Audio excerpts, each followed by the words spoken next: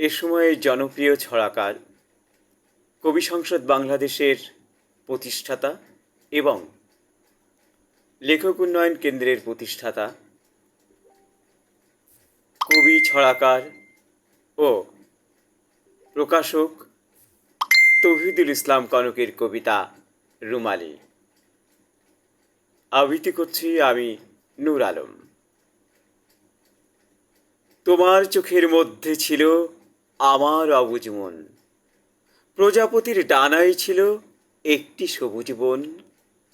কাজল চোখের পাঁপড়ি জুড়ে ভ্রমর মেলছে ডানা, তোমার মনের সঙ্গী হতে করবে কে আর মানা। হাজার বছরে চলছি হেঁটে তোমার খোঁজে একা, মধুখালীর সুরঞ্জনায় ঢাকায় পেলাম দেখা।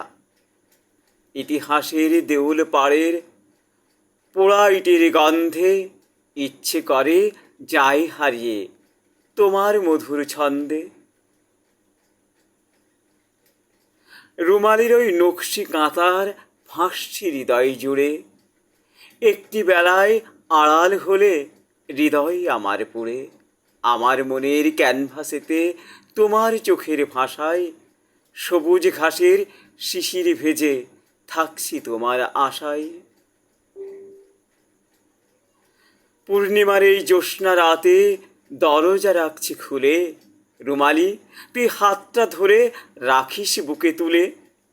বিন্নি ধানের মাতাল ঘ্রাণে তোমায় ছুঁয়ে যাব, এই জন্মে স্বপ্ন আমার কোথায় তোকে পাবো।